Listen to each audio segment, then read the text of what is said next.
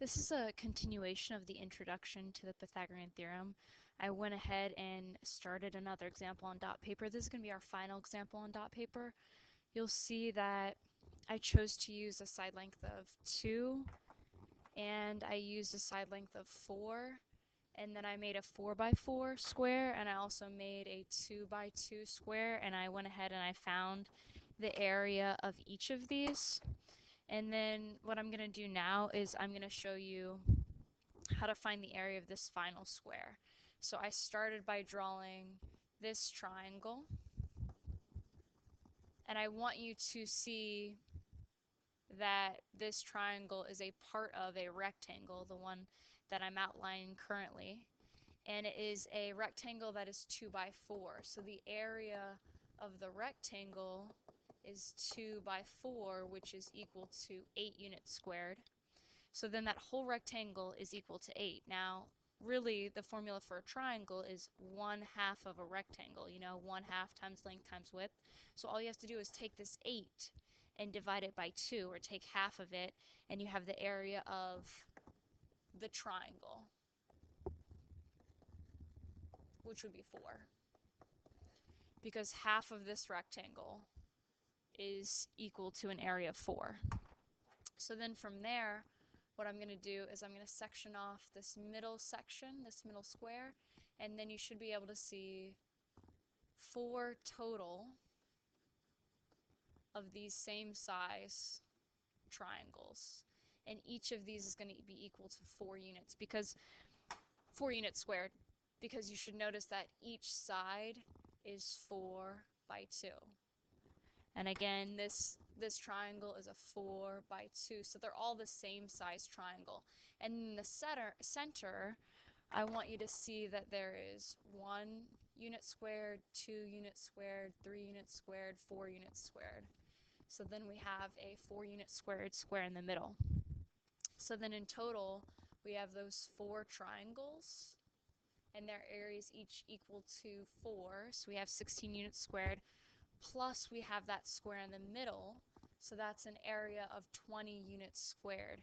So then if you take the 4, which is the area of the red square, and then you take the 16, which is the area of the blue square, it's going to equal 20, which is the area of the green square. So I hope you're seeing this pattern that, the area formed by the square that has a leg as one of its side lengths, and the other square in blue that has a leg as its side length, there's another leg as its side length, is going to be equal to the area of that final square that has the hypotenuse as its side length.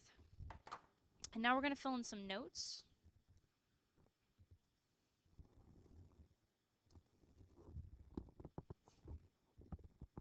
So the hypotenuse is the longest side of the triangle. It's the side across from the right angle. And a right angle is 90 degrees. And I'm going to draw the symbol for a right angle over here. And then we're going to label the longest side, the side across from the right angle, as C, which is also called the hypotenuse.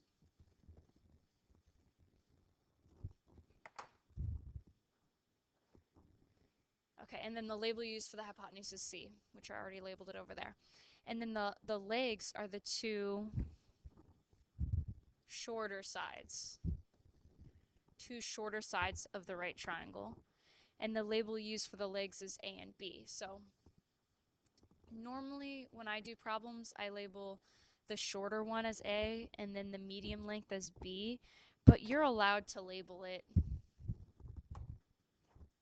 with the shortest side as B and the medium side as A. You just have to keep in mind that the legs have to always be labeled A and B. So always keep those A and B, and then the hypotenuse is always labeled as C. And then we're going to look at 2 examples down here at the bottom.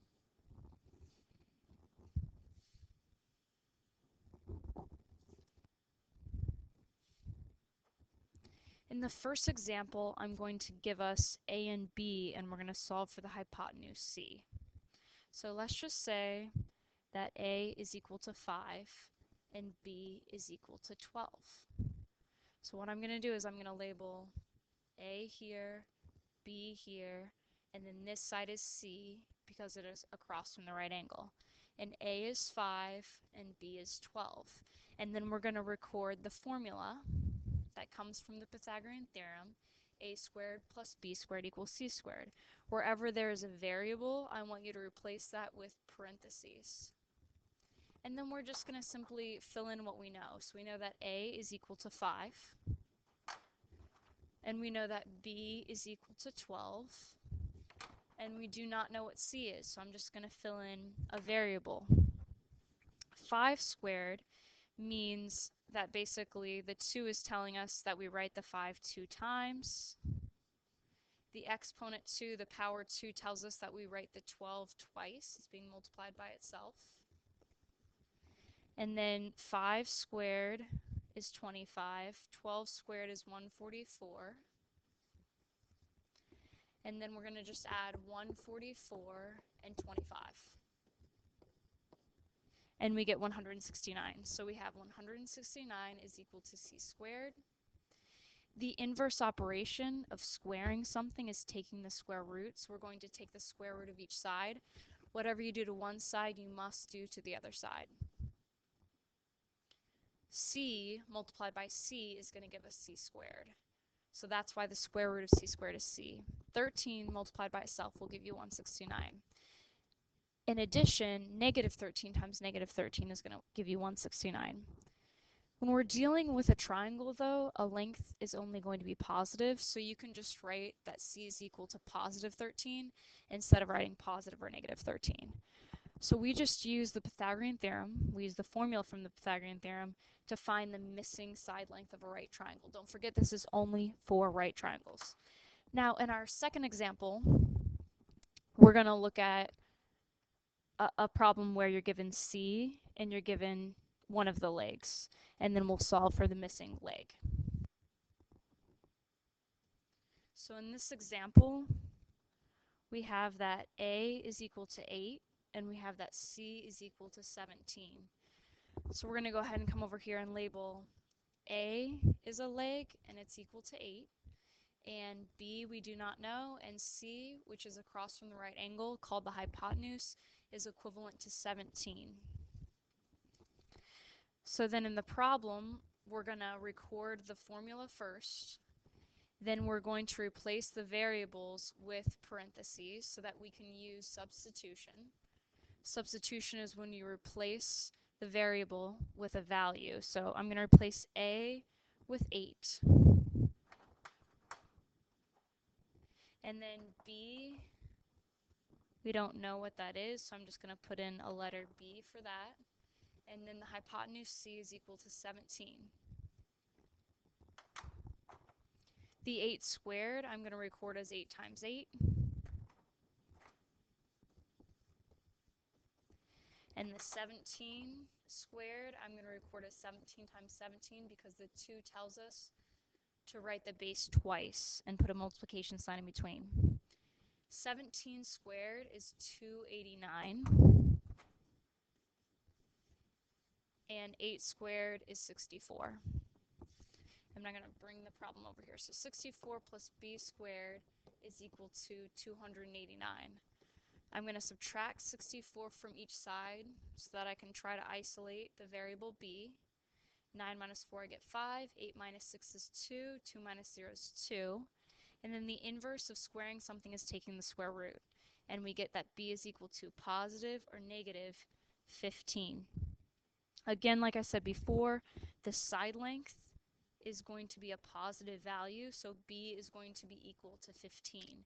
So now we've done 2 examples using the formula from the Pythagorean theorem.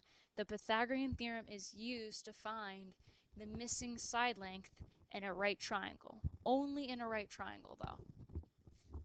Now we're going to look back at our notes on the Pythagorean theorem and see if this writing makes more sense, because there's a lot to take in when you first read it and you haven't seen any examples. So let me read it again. The Pythagorean theorem states, if a triangle is a right triangle, all right, we understand that part, I think, then the sum of the squares of the lengths of the legs. So basically they're saying you take the length of a leg, for in our first example, the length was a 3, and they want you to square it. So 3 squared. And then that was our drawing where we had a 3 by 3 square, and we're finding the area of it. So we're squaring this value. We're squaring the 3. And then we're also doing that for the other leg. In the first example, we had a leg that had a length of 4 as well, and you square that. So we have another side that is equal to 4. And we're finding the area. So the 4 was squared, and that's where we got the 16. So it's talking about adding them up. That's what sum means. We're adding those together. So we're squaring this piece and getting 9. We're squaring this piece and getting 16. And then we're finding the sum of these two values. So the sum of the squares of the lengths of the legs is equal to the square of the length of the hypotenuse. So then if you took the hypotenuse, which in the first example was a 5, and you square that, so a 5 by 5, we square that length 5, we get 25.